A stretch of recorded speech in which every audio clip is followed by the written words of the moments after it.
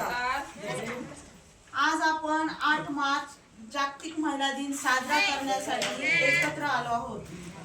हा दिवस महिलांचे हक्कांचे रक्षण करण्यासाठी, त्यांच्या योगदानाचा सन्मान करण्यासाठी आणि समाजात स्त्री पुरुष समानतेचा संदेश देण्यासाठी साजरा केला जातो।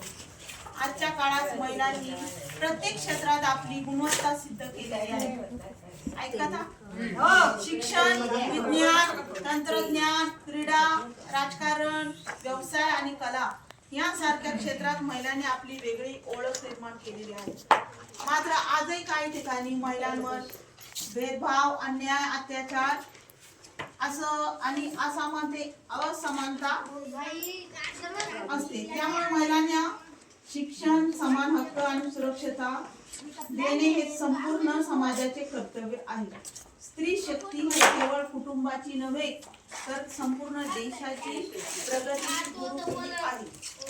महिला सक्षम तर देश सक्षम हे लक्षात ठेवून प्रत्येकाने महिलांना प्रोत्साहन द्यावे।